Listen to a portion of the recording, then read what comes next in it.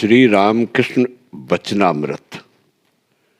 जय ठाकुर, जय माँ। ओम शिव शिव शिव। परिच्छेद 21। भक्ति, विवेक, वैराग्य तथा पांडित्य। आज आश्विन की कृष्णा तृतीया है। सोमवार 26 अक्टूबर 1885। श्री रामकृष्ण देव की चिकित्सा डॉक्टर सरकार उसी श्याम पुकुर के घर में कर रहे हैं। रोज आते हैं। आदमी भी संवाद लेकर रोज जाता है। शरद ऋतु है। कुछ दिन हुए शारदीय पूजा हो गई है। श्री रामकृष्ण देव की शिष्य मंडली को हर्ष और विषाद में वह समय बिताना पड़ा था। श्री रामकृष्ण देव की पीड़ा तीव्र है। डॉक्टर सरकार ने सूचित किया है कि रोग असाध्य है। शिष्यों को तब से हार्दिक दुख है। वे सदा ही चिंतित और व्याकुल रहा करते हैं। कुमार अवस्था से ही वैराग्य युक्त उनके नरेंद्र आदि शिष्यगण अभी कामिनी और कांचन के त्याग की शिक्षा ग्रहण कर रहे हैं। इतनी पीड़ा है, फिर भी दल के दल आदमी श्री रामकृष्ण देव के पास आते रहते हैं। उनके पास आते ही उन्हें आनंद मिलता है। वे समागत मनुष्यों की मंगल कामना करते हुए अपनी असाध्य व्याधि को भूलकर उन्हें शिक्षा और उपदेश देते हैं। डॉक्टरों ने, विशेषतः डॉक्टर सरकार ने बातचीत करने के लिए मना कर दिया है, परंतु डॉक्टर सरकार खुद 6-7 घंटे तक रहते हैं।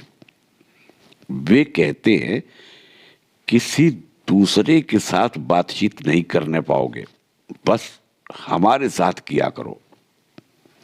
श्री रामकृष्ण देव की बातें सुनते सुनते डॉक्टर एकदम मुग्ध हो जाते हैं। इसीलिए वे इतनी देर तक बैठे रहते हैं। श्री रामकृष्ण देव मास्टर से बोले, बीमारी बहुत कुछ अच्छी सी हो गई है। इस समय तबीयत खूब अच्छी है। अच्छा, तो क्या दवा से ऐसा हुआ है? तो इसी दवा का सेवन क्यों न किया जाए? मास्टर बोले, मैं डॉक्टर के पास जा रहा हूं। उनसे सब हाल कह दूंगा। वे जो कुछ अच्छा सोचेंगे कहेंगे। श्री रामकृष्ण देव बोले, देखो 2-3 दिन से पूर्ण नहीं आया। मन में न जाने कैसा हो रहा है। मास्टर बोले, काली बाबू तुम जाओ न जरा पूर्ण को बुलाने। काली बोले, अभी जाता हूं। पूर्ण की उम्र 14-15 साल की होगी। श्री रामकृष्ण देव मास्टर से बोले, डॉक्टर का लड़का अच्छा है, जरा एक बार आने के लिए कहना। डॉक्टर के घर पहुंचकर मास्टर ने देखा, डॉक्टर 2-1 मित्रों के साथ बैठे हुए हैं। डॉक्टर मास्टर से बोले, अभी मिनट भर हुआ होगा, मैं तुम्हारी ही बातें कर रहा था। 10 बजे आने के लिए तुमने कहा था। मैं 1.5 घंटे से बैठा हुआ हूं। कैसे हैं, क्या हुआ, इसी सोच में पड़ा था। मित्र से बोले, अजी जरा वही गाना गाओ तो। मित्र गा रहे हैं। गाने का भाव है, देह में जब तक प्राण है तब तक उनके नाम और गुणों का कीर्तन करते रहो। उनकी महिमा एक ज्वलंत ज्योति है, संसार को प्रकाशित करने वाली, सकल जीवों को सुख देने वाला प्रेमामृत प्रवाह बह रहा है। उनकी अपार करुणा का स्मरण कर शरीर पुलकित हो जाता है। वाणी क्या कभी उनकी था पा सकती है? उनकी कृपा से पल भर में समस्त शोक दूर हो जाते हैं।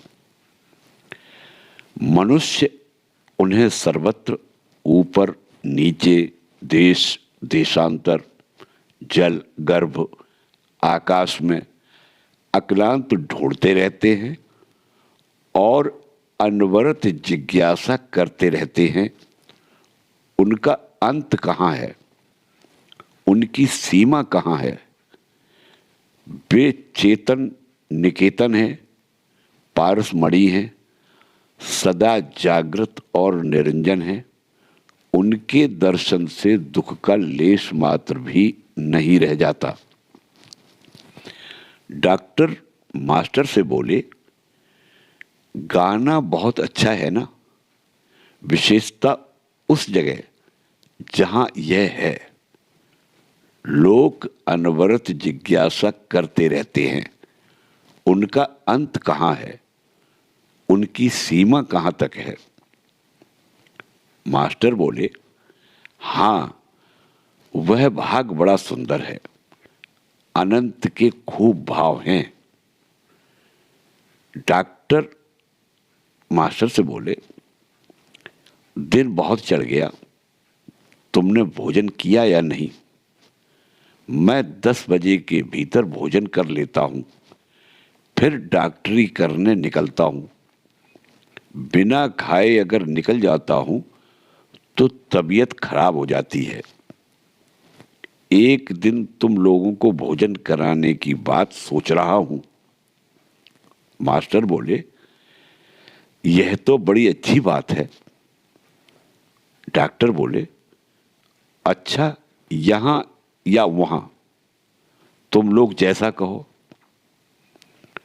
मास्टर बोले, महाशय, यहां हो चाहे वहां, सब लोग आनंद से भोजन करेंगे। अब जगन माता काली की बात चलने लगी। डॉक्टर बोले, काली तो एक भिलनी थी। मास्टर हंसने लगे। मास्टर बोले, यह बात कहां लिखी है? डॉक्टर बोले, मैंने ऐसा ही सुना है। मास्टर हंसते हैं। पिछले दिन विजय कृष्ण और दूसरे भक्तों को भाव समाधि हुई थी। उस समय डॉक्टर भी थे। वही बात हो रही है। डॉक्टर बोले, भावावेश तो मैंने देखा, पर क्या अधिक भावावेश होना अच्छा है? मास्टर बोले, श्री रामकृष्ण देव कहते हैं, ईश्वर की चिंता करके जो भावावेश होता है उसके अधिक होने पर कोई हानि नहीं होती। वे कहते हैं, मणि की ज्योति से जो उजाला होता है उससे शरीर स्निग्ध हो जाता है, जलता नहीं। डॉक्टर बोले, मणि की ज्योति? वह तो प्रतिबिंबित ज्योति है, रिफ्लेक्टेड लाइट। मास्टर बोले, वे और भी कहते हैं कि अमृत सरोवर में डूबने से कोई मरता नहीं। ईश्वर अमृत सरोवर हैं, उनमें डूबने से आदमी का अनिष्ट नहीं होता, वरन वह अमर हो जाता है, परंतु तभी अगर ईश्वर पर विश्वास हो। डॉक्टर बोले, हां, यह बात ठीक है। डॉक्टर गाड़ी में बैठे 2-4 रोगियों को देखकर श्री रामकृष्ण देव को देखने जाएंगे। रास्ते में फिर मास्टर से बातचीत होने लगी। चक्रवर्ती के अहंकार की बात डॉक्टर ने चलाई। मास्टर बोले, श्री रामकृष्ण देव के पास वे आया जाया करते हैं। अहंकार अगर उनमें हो भी तो कुछ दिनों में न रह जाएगा। श्री रामकृष्ण देव के पास बैठने से जीवों का अहंकार दूर हो जाता है, क्योंकि उनमें स्वयं में अहंकार नहीं है। नम्रता रहने से अहंकार नहीं रह सकता। विद्यासागर महाशय इतने बड़े आदमी हैं, फिर भी उन्होंने उस समय विनय और नम्रता प्रदर्शित की जब श्री रामकृष्ण देव उन्हें देखने गए थे। उनके बादोड़ बागान वाले मकान में जब वहां से विदा हुए तब रात के 9 बजे का समय था। विद्यासागर महाशय लाइब्रेरी वाले कमरे से बराबर साथ साथ हाथ में बत्ती दिए उन्हें गाड़ी पर चढ़ा गए थे और विदा होते समय हाथ जोड़े हुए थे। डॉक्टर बोले, अच्छा, श्री रामकृष्ण देव के संबंध में विद्यासागर महाशय का क्या मत है? मास्टर बोले, उस दिन बड़ी भक्ति की थी, परंतु बातचीत करके मैंने देखा वैष्णवगण जिसे भाव कहते हैं, इस तरह की बातें उन्हें पसंद नहीं, जैसा आपका मत है। डॉक्टर बोले, हाथ जोड़ना, पैरों पर सिर रखना, यह सब मुझे पसंद नहीं। सिर जो कुछ है पैर भी वही हैं, परंतु जिसे यह ज्ञान है कि सिर कुछ है और पैर कुछ, वह ऐसा कर सकता है। मास्टर बोले, आपको भाव पसंद नहीं है। श्री रामकृष्ण देव आपको कभी कभी गंभीर आत्मा कहा करते हैं। आपको शायद याद हो, उन्होंने कल आपके लिए कहा था, छोटी सी गढ़ी में हाथी उतर जाता है तो पानी में उथल पुथल मच जाती है, परंतु बड़े सरोवर में कहीं कुछ नहीं होता। गंभीर आत्मा के भीतर भाव हाथी के उतरने पर उसका कहीं कुछ नहीं होता। वे कहते हैं, आप गंभीर आत्मा हैं। डॉक्टर बोले, मैं किसी तरह की प्रशंसा नहीं चाहता। आखिर भाव और है क्या? यह केवल एक प्रकार की फीलिंग है। इसी प्रकार की अन्य फीलिंग्स भी होती हैं। उदाहरण के लिए भक्ति, जब यह अत्यधिक हो जाती है तो कोई तो उसे दबा कर रख सकता है और कोई नहीं। मास्टर बोले, भाव का अर्थ कोई एक तरह से समझता है और कोई समझा ही नहीं सकता। परंतु महाशय, यह बात तो माननी ही होगी कि भाव और भक्ति ये अपूर्व वस्तुएं हैं। मैंने आपके पुस्तकालय में डार्विन के सिद्धांतों पर लिखी हुई स्टेबिंग की एक पुस्तक देखी है। स्टेबिंग साहब का मत है कि मनुष्य का मन बड़ा ही आश्चर्यजनक है। उसका निर्माण चाहे क्रम विकास द्वारा हुआ हो अथवा ईश्वर के एक खास सृष्टि उत्पादन से। स्टेबिक साहब ने एक बड़ी अच्छी उपमा दी है। उन्होंने कहा है, प्रकाश को ही लीजिए, चाहे आप प्रकाश की तरंगों के सिद्धांत को जाने या न जाने, प्रत्येक दशा में प्रकाश आश्चर्यजनक ही है। डॉक्टर बोले, हाँ, और देखते हो, स्टेबिंग डार्विन के सिद्धांत को मानता है, फिर ईश्वर को भी मानता है। फिर श्री रामकृष्ण देव की बात चली। डॉक्टर बोले, देखता हूं ये श्री रामकृष्ण देव काली के उपासक हैं। मास्टर बोले, उनका काली का अर्थ और कुछ है। वेद जिन्हें परब्रह्म कहते हैं वे उन्हें ही काली कहते हैं। मुसलमान जिन्हें अल्लाह कहते हैं, ईसाई जिन्हें गॉड कहते हैं, उन्हें ही वे काली कहते हैं। वे बहुत से ईश्वर नहीं देखते, एक देखते हैं।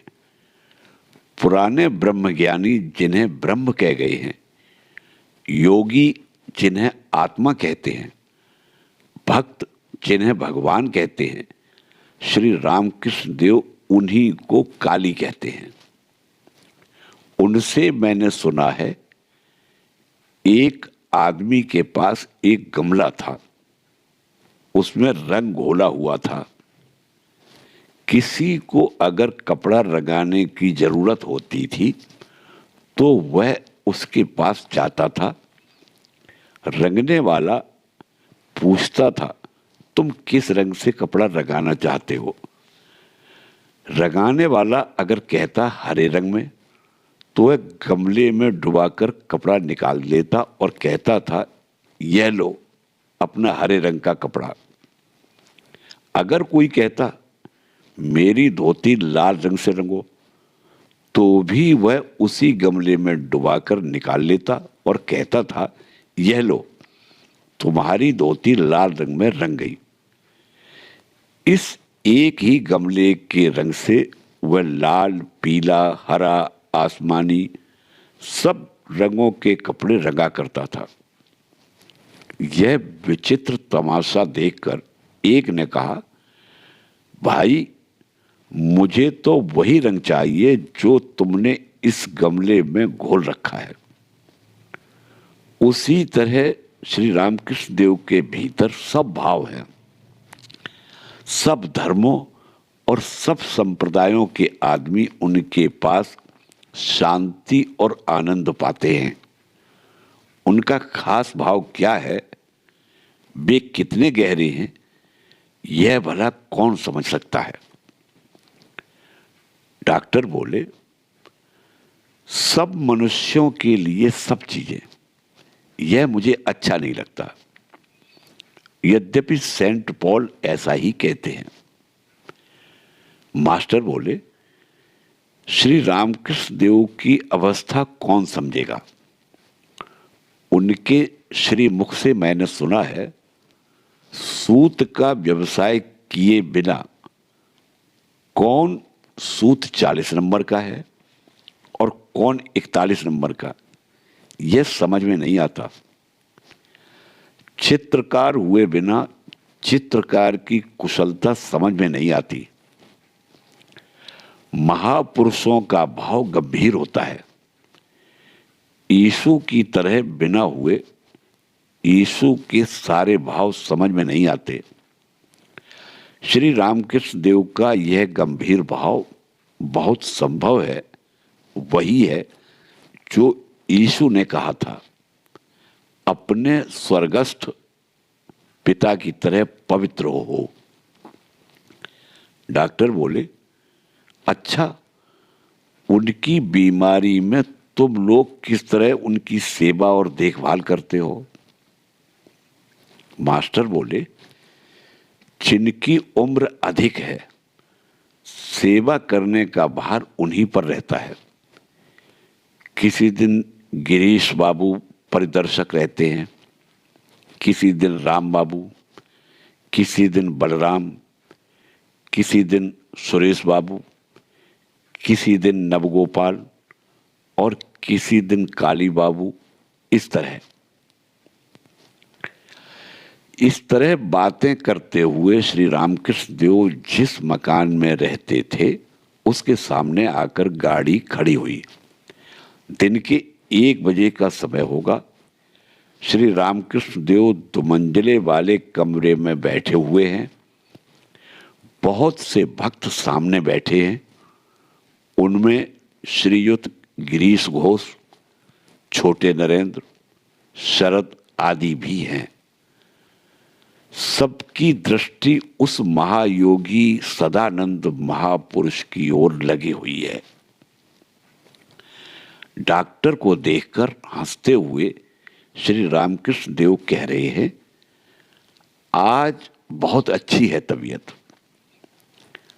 धीरे धीरे भक्तों के साथ ईश्वरीय चर्चा होने लगी।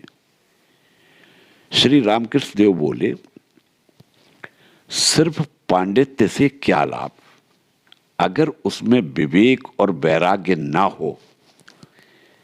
ईश्वर के पाद पद्मों की चर्चा करते हुए मेरी एक ऐसी अवस्था होती थी कि कमर से धोती खुल जाती थी, पैरों से सिर तक न जाने क्या सरसराता हुआ चढ़ जाता था।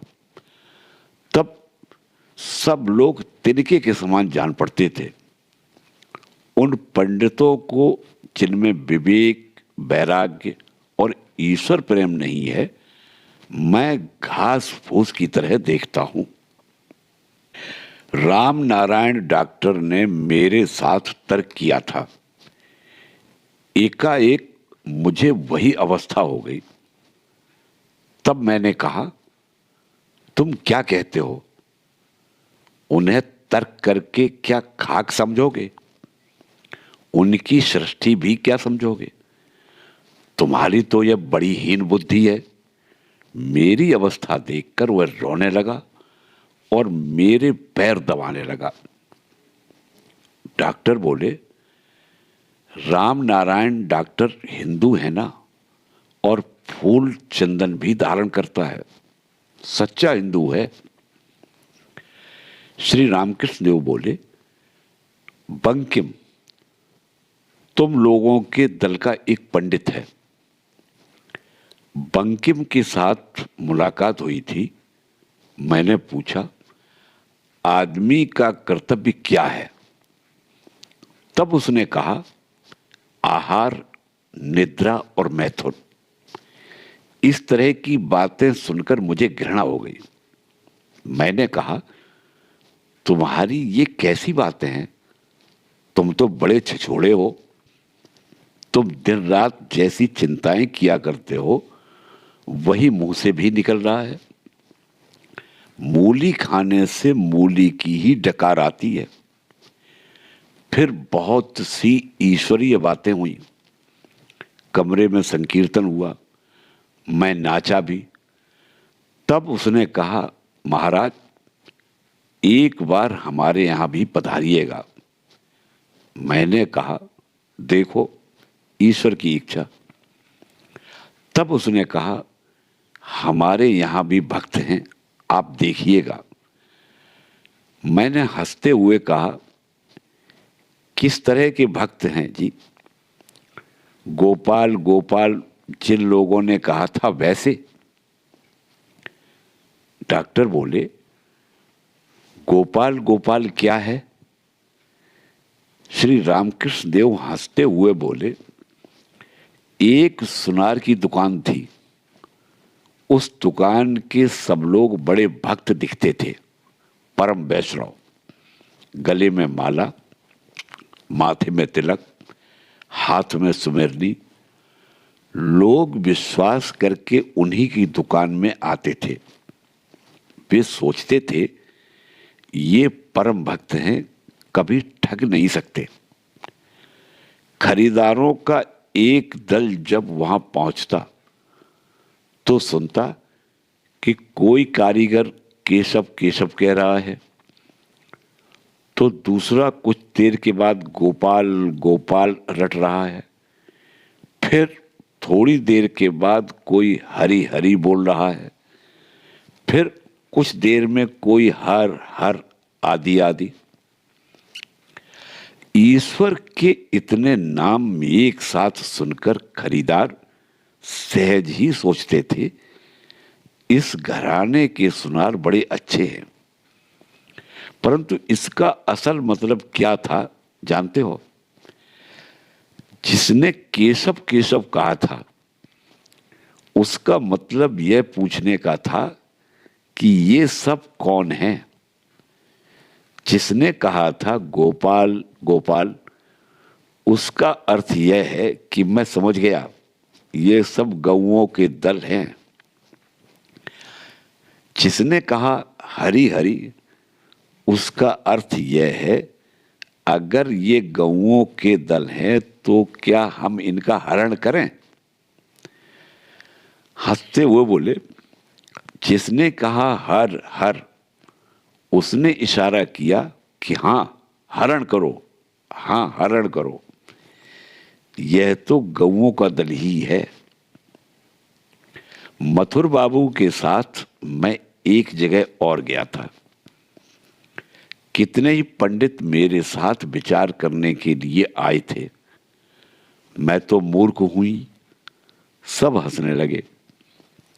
उन लोगों ने मेरी वह अवस्था देखी और मेरे साथ बातचीत होने पर उन लोगों ने कहा, महाराज, पहले जो कुछ हमने पढ़ा है तुम्हारे साथ बातचीत करने पर उस सारी विद्या से जी हट गया। अब समझ में आया उनकी कृपा होने पर ज्ञान का अभाव नहीं रह जाता। मूर्ख भी विद्वान हो जाता है। मूक में भी बोलने की शक्ति आ जाती है। इसीलिए कह रहा हूं, पुस्तकें पढ़ने से ही कोई पंडित नहीं हो जाता। हां, उनकी कृपा होने पर फिर ज्ञान की कमी नहीं रहती। देखो ना, मैं तो मूर्ख हूं, कुछ भी नहीं जानता, परंतु ये सब बातें कौन कहता है? फिर इस ज्ञान का भंडार अक्षय है। उस देश कामारपुकुर में लोग जब धान नापते हैं तो राम राम राम कहते जाते हैं। एक आदमी नापता है और एक दूसरा आदमी राशि पूरी करता जाता है। उसका काम यही है कि जब राशि घट जाए तब पूरी करता रहे। मैं भी जो बातें कहता जाता हूं, जब वे घटने पर आ जाती है तब मां अपने अक्षय ज्ञान भंडार से राशि पूरी कर देती है। जब मैं बच्चा था उस समय मेरे भीतर उनका आविर्भाव हुआ था। उम्र 11 साल की थी। मैदान में एक विचित्र तरह का दर्शन हुआ। सब कहते थे मैं उस समय बेहोश हो गया था। कोई भी अंग हिलता डुलता नहीं था। उस दिन से मैं एक दूसरी तरह का हो गया। अपने भीतर एक दूसरे व्यक्ति को देखने लगा। जब श्री ठाकुर जी की पूजा करने के लिए जाता था तब हाथ बहुधा ठाकुर जी की ओर न जाकर अपनी ओर ही आता था और मैं अपने ही सिर पर फूल चढ़ा लेता था। जो लड़का मेरे पास रहता था वह मेरे पास ना आता था। कहता था, तुम्हारे मुख पर एक न जाने कैसी ज्योति देख रहा हूं। तुम्हारे पास अधिक जाते समय भय उत्पन्न होता है। श्री रामकृष्ण देव बोले, मैं तो मूर्ख हूं, कुछ जानता ही नहीं, तो ये सब कहता कौन है? मैं कहता हूं, मां, मैं यंत्र हूं, तुम यंत्री हो। मैं ग्रह हूं, तुम गृह स्वामिनी हो। मैं रथ हूं, तुम रथी हो। तुम जैसा कराती हो मैं वैसा ही करता हूं। जैसा चलाती हो वैसा ही चलता हूं। ना हम, तुम हो, तुम हो। उसी की जय है। मैं तो केवल यंत्र मात्र हूं। श्रीमती जब सहस्र छेद वाला घट लेकर जा रही थी तब उनमें से जरा भी पानी नहीं गिरा। यह देखकर सब लोग उनकी प्रशंसा करने लगे। कहा, ऐसी सती दूसरी न होगी। तब श्रीमती ने कहा, तुम लोग मेरी जय क्यों मनाते हो? कहो, कृष्ण की जय हो। मैं तो उनकी एक दासी मात्र हूं। एक दिन ऐसी ही भाव की अवस्था में विजय की छाती पर मैंने एक पैर रख दिया। इधर तो विजय पर मेरी श्रद्धा है, परंतु उस अवस्था में उस पर पैर रख दिया, इसके लिए भला क्या किया जाए? डॉक्टर बोले, उसके बाद से सावधान रहना चाहिए। श्री रामकृष्ण देव हाथ जोड़कर बोले, मैं क्या करूं? उस अवस्था के आने पर बेहोश हो जाता हूं। क्या करता हूं कुछ समझ में नहीं आता। डॉक्टर बोले, सावधान रहना चाहिए, हाथ जोड़ने से क्या होगा? श्री रामकृष्ण देव बोले, तब मुझ में करने धरने की शक्ति थोड़ी ही रह जाती है। परंतु मेरी अवस्था के संबंध में क्या सोचते हो? यदि इसे ढोंग समझते हो तो मैं कहूंगा, तुम्हारी साइंस बाइंस सब खाक है। डॉक्टर बोले, महाराज, यदि मैं ढोंग समझता तो क्या कभी इस तरह आया करता? देखो ना, सब काम छोड़कर यहां आता हूं। कितने ही रोगियों के यहां जा नहीं पाता, यहां आकर 6-7 घंटे तक रह जाता हूं। श्री रामकृष्ण देव बोले, मथुर बाबू से मैंने कहा था, तुम यह नहीं सोचना कि तुम एक बड़े आदमी हो, मुझे मानते हो, इसलिए मैं कृतार्थ हो गया। तुम मानो या न मानो, परंतु एक बात है, आदमी क्या कर सकता है? वे ईश्वर स्वयं आकर मनाएंगे। ईश्वरी शक्ति के सामने मनुष्य घास फूस की तरह है। डॉक्टर बोले, क्या आप यह सोचते हैं कि अमुक मछुआ आपको मानता था इसलिए मैं भी मानूंगा? परंतु हां, आपका सम्मान जरूर करता हूं, आपके प्रति भक्ति करता हूं, परंतु वैसी ही जैसी मनुष्य के प्रति की जाती है। श्री रामकृष्ण देव बोले, अजी, क्या मैं मानने के लिए कह रहा हूं? गिरीश घोष बोले, क्या वे आपको मानने के लिए कह रहे हैं? डॉक्टर श्री रामकृष्ण देव से बोले, आप क्या कहते हैं, ईश्वर की इच्छा? श्री रामकृष्ण देव बोले, और नहीं तो क्या कह रहा हूं, ईश्वरी शक्ति के निकट मनुष्य क्या कर सकता है? कुरुक्षेत्र में अर्जुन ने कहा, लड़ाई मुझसे नहीं होगी, अपने ही भाइयों का वध मैं नहीं कर सकूंगा। श्री कृष्ण ने कहा, अर्जुन, तुम्हें लड़ना ही होगा, तुम्हारा स्वभाव तुमसे युद्ध कराएगा। श्री कृष्ण ने सब दिखला दिया कि ये सब आदमी मरे हुए हैं। ठाकुरबाड़ी में कुछ सिख आए थे, उनके मत से पीपल का पत्ता भी ईश्वर की इच्छा से डोलता है। बिना उनकी इच्छा के पीपल का पत्ता तक नहीं डोल सकता। डॉक्टर बोले, यदि ईश्वर की ही सब इच्छा है तो आप बातचीत क्यों करते हैं? लोगों को ज्ञान देने के लिए इतनी बातें क्यों कहते हैं? श्री रामकृष्ण देव बोले, कहलवाते हैं इसलिए कहता हूं, मैं यंत्र हूं, वे यंत्री हैं।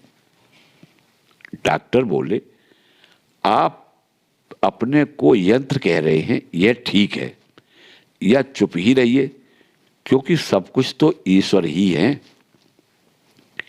गिरीश डॉक्टर से बोले, महाशय आप कुछ भी सोचें, परंतु वे कराते हैं इसीलिए हम लोग करते हैं। क्या उस सर्वशक्तिमान ईश्वर की इच्छा के प्रतिकूल कोई एक पग भी चल सकता है? डॉक्टर बोले, स्वाधीन इच्छा भी तो उन्होंने दी है। मैं यदि चाहूं तो ईश्वर चिंता कर भी सकता हूं और न चाहूं तो नहीं भी कर सकता हूं। गिरीश बोले, आप ईश्वर की चिंता या सत्कर्म इसलिए करते हैं कि वह आपको अच्छा लगता है, अतएव वह कर्म आप स्वयं नहीं करते, वह अच्छा लगना ही आपसे करवाता है। डॉक्टर बोले, क्यों? मैं कर्तव्य समझकर करता हूं। गिरीश बोले, वह भी इसलिए कि मन कर्तव्य करना पसंद करता है। डॉक्टर बोले, सोचो कि एक लड़का जला जा रहा है, उसे बचाने के लिए जाना कर्तव्य के विचार से ही हो सकता है। गिरीश बोले, बच्चे को बचाते हुए आपको आनंद मिलता है, इसलिए आप आग में कूद पड़ते हैं। आनंद आपको खींच ले जाता है। मिठाई का मजा लेने के लिए जैसे पहले अफीम खाना, सब हंसते हैं। श्री रामकृष्ण देव बोले, कर्म करने के पहले उस पर विश्वास चाहिए, उसके साथ वस्तु को याद करने पर आनंद होता है, तभी काम करने में उस आदमी की प्रवृत्ति होती है। मिट्टी के नीचे एक घड़े में असरफियां भरी हैं, यह ज्ञान, यह विश्वास पहले होना चाहिए। घड़े को सोचने से ही आनंद मिलता है, फिर खोदा जाता है। खोदते हुए घड़े में कुदाल के लगने पर जब ठनकार होती है तब आनंद और भी बढ़ जाता है। फिर जब घड़े की कोर दिखाई पड़ती है तब आनंद और बढ़ता है। इसी तरह आनंद बढ़ता ही जाता है। मैंने स्वयं ठाकुरबाड़ी के बरामदे में खड़े होकर देखा है, साधुओं ने गांजा मलकर तैयार किया कि चिलम पर चढ़ाते चढ़ाते उनका आनंद उमड़ने लगा। डॉक्टर बोले, परंतु आग गर्मी भी पहुंचाती है और प्रकाश भी। प्रकाश से पदार्थ ठीक तो पड़ते हैं, परंतु गर्मी देह को जलाती है। कर्तव्य करते हुए आनंद ही आनंद मिलता हो सो बात नहीं, कष्ट भी होता है। मास्टर गिरीश से बोले, पेट में दाना पड़ता है तो मार सहने के लिए पीठ भी मजबूत रहती है, कष्ट में भी आनंद है। गिरीश डॉक्टर से बोले, कर्तव्य रूखा है। डॉक्टर बोले, क्यों? गिरीश बोले, तो सरस सही। सब हंसने लगे। मास्टर बोले, फिर हम उसी बात पर आ गए, मिठाई के साथ से अफीम खाना। गिरीश डॉक्टर से बोले, कर्तव्य सरस है, अन्यथा आप वह करते क्यों हैं?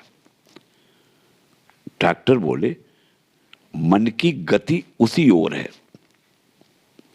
मास्टर गिरीश से बोले, अभागा स्वभाव खींचता है, अगर एक ही ओर मन का झुकाव रहा तो स्वाधीन इच्छा फिर कहां रही?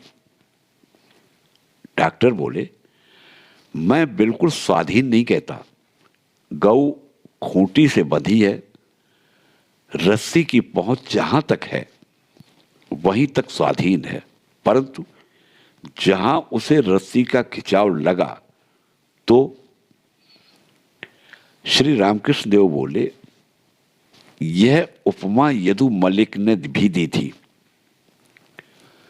छोटे नरेंद्र से बोले, क्या यह अंग्रेजी में है? डॉक्टर से बोले, देखो ईश्वर ही सब कुछ कर रहे हैं, वे यंत्री हैं, मैं यंत्र हूं। अगर किसी में यह विश्वास आ जाए तब तो वह जीवन मुक्त हो गया। हे ईश्वर, अपना काम तुम खुद करते हो, परंतु लोग कहते हैं मैं करता हूं।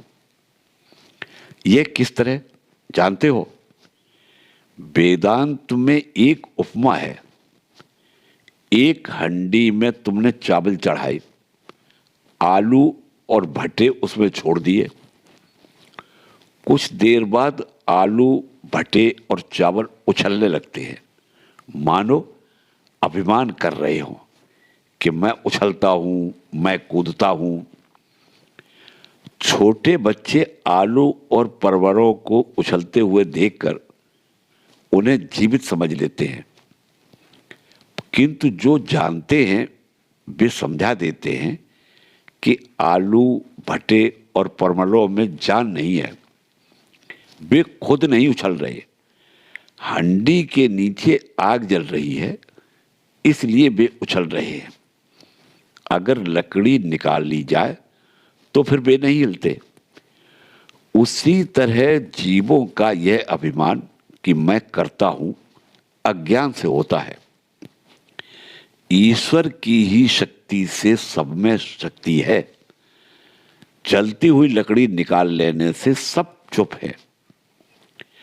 कठपुतलियां बाजीगर के हाथ से खूब नाचती हैं, किंतु हाथ से छोड़ देने पर वे हिलती डुलती तक नहीं।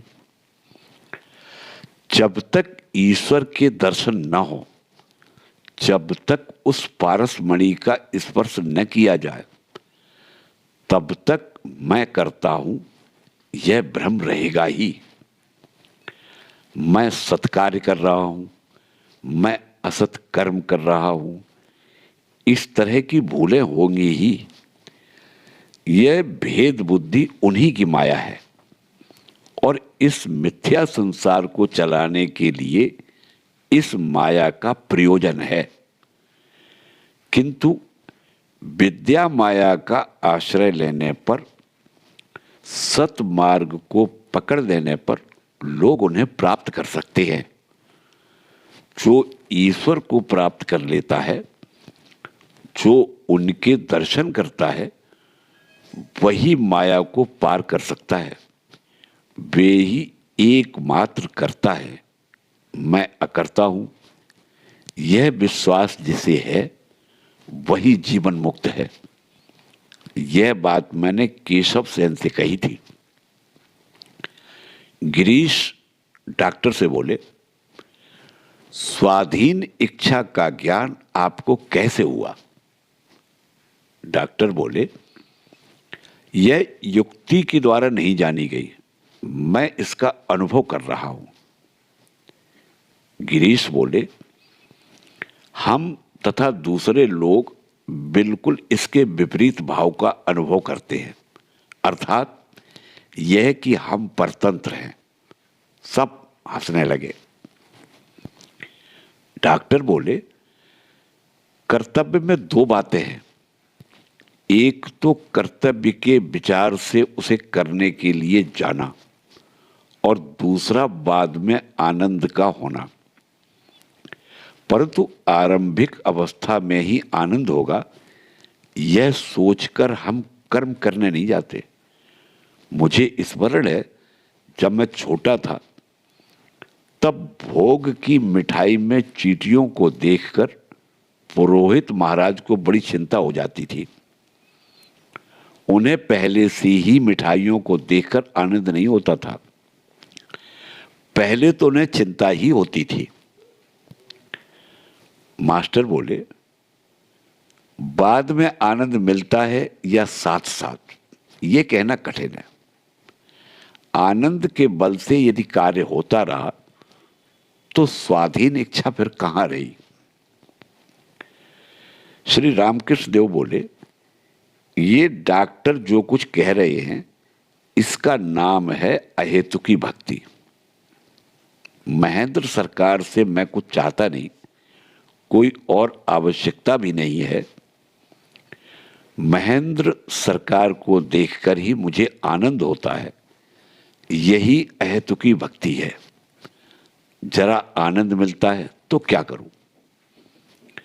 अहल्या ने कहा था, हे राम, यदि सूकर योनि में मेरा जन्म हो तो उसके लिए भी कोई चिंता नहीं, परंतु ऐसा करना कि तुम्हारे पाद पद्मों में मेरी शुद्ध भक्ति बनी रहे। मैं और कुछ नहीं चाहती। रावण को मारने की बात याद दिलाने के लिए नारद अयोध्या में श्री रामचंद्र जी से मिले थे। सीता और राम के दर्शन कर वे स्तुति करने लगे। उनकी स्तुति से संतुष्ट होकर श्री रामचंद्र जी ने कहा, नारद, तुम्हारी स्तुति से मैं प्रसन्न हूं, अब कोई वर की याचना करो। नारद ने कहा, राम, यदि मुझे वर दोगे ही तो यही वर दो कि तुम्हारे पाद पद्मों में मेरी शुद्ध भक्ति बनी रहे, और ऐसा करो कि फिर कभी तुम्हारी भुवन मोहिनी माया में मुग्ध न हो जाऊं।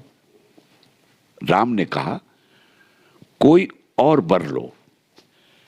नारद ने कहा, मैं और कुछ नहीं चाहता, मुझे केवल तुम्हारे चरण कमलों में शुद्ध भक्ति चाहिए। इनका भी वही हाल है, जैसे ईश्वर को ही देखने की प्रार्थना करते हैं। देह सुख, धन और मान, ये कुछ नहीं चाहते। इसी का नाम शुद्ध भक्ति है। आनंद कुछ होता है जरूर, परंतु वह विषय का आनंद नहीं है, वह भक्ति और प्रेम का आनंद है। शंभू ने कहा था, आप मेरे यहां अक्सर आते हैं, और यदि असल में देखा जाए तो आप इसीलिए आते हैं कि आपको मुझसे बातचीत करने में आनंद आता है। हां, इतना आनंद तो है ही, परंतु इससे बढ़कर एक और अवस्था है। तब साधक बालक की तरह इधर उधर घूमता है, इसका कोई कारण नहीं। कभी एक पतंगे को ही पकड़ने लगता है। भक्तों से बोले, इन डॉक्टर के मन का भाव क्या है, तुमने समझा? वह है ईश्वर से यह प्रार्थना कि हे ईश्वर, सत्कर्म में मेरी मति हो, असत कर्मों से बचा रहूं। मेरी भी वही अवस्था थी, इसे दास्य भाव कहते हैं। मैं मां मां कहकर इतना रोता था कि लोग खड़े हो जाते थे। मेरी इस अवस्था के बाद मुझे बिगाड़ने के लिए और मेरा पागलपन अच्छा कर देने के विचार से एक आदमी मेरे कमरे में एक वेश्या ले आया। वह सुंदरी थी, आंखें बड़ी बड़ी थी। मैं मां मां कहता हुआ कमरे से निकल आया और हलधारी को पुकार कर कहा, दादा आओ देखो तो मेरे कमरे में कोई है। हलधारी तथा अन्य लोगों से मैंने कह दिया। इस अवस्था में मां मां कहकर रोता था और कहता था, मां मुझे बचा, मां मुझे निर्दोष कर दे। सत्य को छोड़ असत में मेरा मन न जाए। तुम्हारा यह भाव तो अच्छा है, सच्चा भक्ति भाव है, दास भाव है। यदि किसी में शुद्ध सत्व आता है तो बस वह ईश्वर की ही चिंता करता रहता है, उसे फिर और कुछ अच्छा नहीं लगता। कोई कोई प्रारब्ध के बल से जन्म के आरंभ से ही सत्गुण पाते हैं। कामना शून्य होकर यदि कर्म करने का यत्न किया जाए तो अंत में शुद्ध सत्व का लाभ होता है। रजो मिश्रित सत्गुण रहने से मन भिन्न भिन्न वस्तुओं की ओर खिंच जाता है। तब मैं संसार का उपकार करूंगा, यह अभिमान उत्पन्न होता है। मनुष्य जैसे क्षुद्र प्राणी के लिए संसार का उपकार करना बहुत ही कठिन है, परंतु निष्काम भाव से परहित करने में दोष नहीं है। यही निष्काम कर्म कहलाता है। उस तरह के कर्म करने की चेष्टा करना बहुत अच्छा है, परंतु सब लोग नहीं कर सकते, बड़ा कठिन है। सभी को कार्य करना ही होगा। तो एक आदमी ही कर्मों को छोड़ सकते हैं, तो एक आदमियों में ही शुद्ध सत्व देखने को मिलता है। यह निष्काम कर्म करते करते रज से मिला हुआ सत्व गुण कुछ शुद्ध सत्व हो जाता है, क्रमशः शुद्ध सत्व हो जाता है। शुद्ध सत्व होने पर उनकी कृपा से ईश्वर प्राप्ति भी होती है। साधारण आदमी शुद्ध तत्व की यह अवस्था नहीं समझ सकते। हेम ने मुझसे कहा था, क्यों भट्टाचार्य महाशय, संसार में सम्मान की प्राप्ति ही मनुष्य जीवन का मुख्य उद्देश्य है, क्यों? जय ठाकुर, जय मां।